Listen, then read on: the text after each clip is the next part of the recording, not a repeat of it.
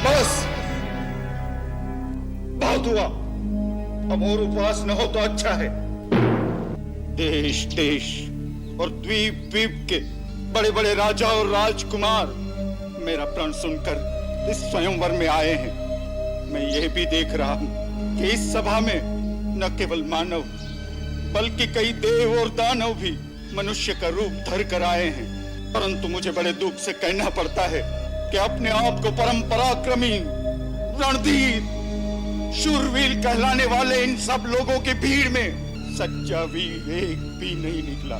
सीता जैसी दिव्य पत्नी, महान यश, अनुपम कीर्ति एक साथ पाने के लिए मैंने केवल बल और पराक्रम का शुल्क रखा था, परंतु इन शूरवीरों में से किसी ने भी उस मूल्य को चुकाने की क्षमता नहीं दिखाई।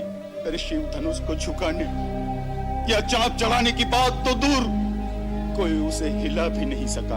अगर मुझे ये पता होता तो मैं ऐसा प्रण ठान कर अपनी जग हंसाई न कराता। आज मेरे दुख, मेरी निराशा का कोई पारावार नहीं। अगर मैं ये प्रतिज्ञा तोड़ दूं तो कुल का कलंक कहलाऊं, पूर्वजों के सुकृत नष्ट करूं और मैं अपना प्राण रखूं तो मेरी पुत्री आजन्म कुंवारी रहेगी। उसका जीवन विफल करने का पाप मेरे सिर चढ़ेगा। आज निराशा के अथाह सागर में डूबते हुए मुझे चारों ओर केवल कापुरुष ही कापुरुष दिखाई दे रहे हैं। लज्जा के झुके हुए इनके चेहरे मुझे एक ही बात कह रहे हैं, जनक, लज्जा के मारे डूब मरो, क्योंकि आज ये धरती वीरों से खाली हो गई।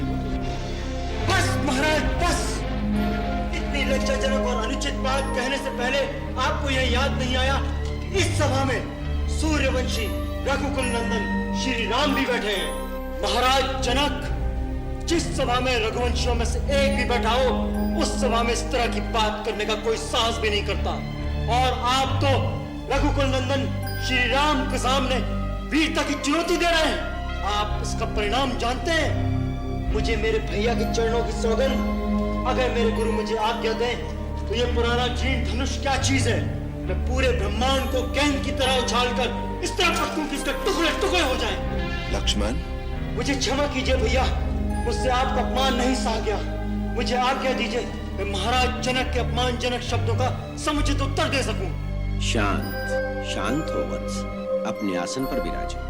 किसी का अपमान करने का मेरा विचार नहीं। घोर निराशा के कारण ये उद्गार फूट पड़े।